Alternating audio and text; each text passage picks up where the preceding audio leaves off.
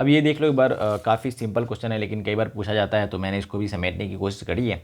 पूछता है इन लोग कि दर्पण की पहचान कैसे करेंगे आप स्पर्श किए हुए, उसको छूना है और उसकी पहचान करनी है कि समतल है, अवतल है या उत्तल है। तो भाई कितना सिंपल है, देखो जरा मैं आपको समझाता हूँ, ध्यान से देखना और समझने की कोशिश करना। देखो दर्पण ऐसे है, ठीक है, और ये ऐसे एक है, ठीक है, और एक दर्पण आपको दे दिया है ऐसे और उसका परावर्तक सतह ऐसे है, और एक दर्पण दे दिया ऐसे और ऐसे दे दिया है, ठीक है।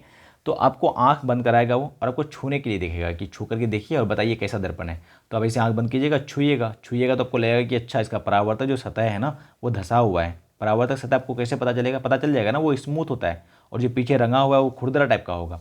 तो आप छुएंगे कि अच्छा परावर्तक सतह है और ये अंदर की तरफ धसा हुआ है, मतलब ये अवतल दर्पण हो गया, ठीक है। मैं भी आंख बंद करके ट्राई कर रहा हूँ, देखो, और ये मेरा हो गया, अच्छा ये परावर्तक सतह है और ये उभरा हुआ है, ये कौन सा दर्पण हो गया, उत्तल दर्पण हो गया।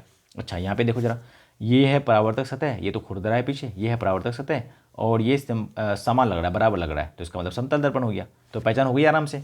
तो वही बात लिखा है कि परावर्तक सतह धसा हुआ है तो समझ जाएंगे अवतल दर्पण है, परावर्तक सतह अगर उभरा हुआ है तो समझ जाएंगे उत्तल दर्पण है, और परावर्तक सतह अगर समतल हुआ तो हम लोग क्या समझेंगे कि वो समतल दर्पण है, ठीक है। अब देखो अगला, इसी इसी इसी में अगला क्वेश्चन क्या पूछता है कि दर्पण की पहचान करना है बिना स्पर्श किए हुए, छूना नहीं है और दर्पण की पहचान करना है। तो दर्पण की पहचान करोगे कैसे, ध्यान से देखना है एक बार। ये अवतल दर्पण है, अवतल दर्पण के सामने आप खड़े हो जाओ और कभी आगे हो जाओ, कभी थोड़ा पीछे हो जाओ और प्रतिबिंब को नोटिस करना। अब देखना, प्रतिबिंब को देखना, आगे पीछे होकर के हिल करके देखना, आपकी बार छू नहीं रहे, ठीक है, छू नहीं रहे और देख भी नहीं रहे, मतलब देख रहे हैं बस प्रतिबिंब देख रहे हैं।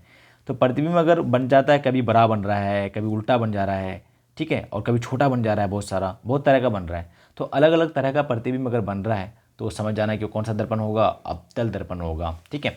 और उत्तल दर्पण के केस में देखना कि हमेशा छोटा प्रतिबिंब बन रहा है, आगे जा रहे हैं, पीछे जा रहे हैं, कहीं भी जा रहे हैं, बस छोटा जो इमेज का मतलब वस्तु का साइज है ना, वस्तु का जो साइज है, वस्तु का जो आकार है, उससे छोटा प्रतिबिंब हमेशा बन रहा है।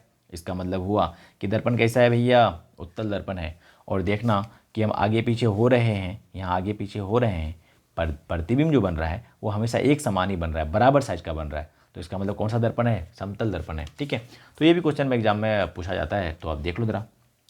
प्रतिबिंब बड़ा छोटा बराबर बन रहा है, इसका मतलब दर्पण अवतल है। प्रतिबिंब छोटा बन रहा है, इसका मतलब हमेशा छोटा बन रहा है, इसका मतलब उत्तल दर्पण है। और प्रतिबिंब हमेशा बराबर बन रहा है, इसका मतलब कौन सा दर्पण है भैया, समतल दर्पण है।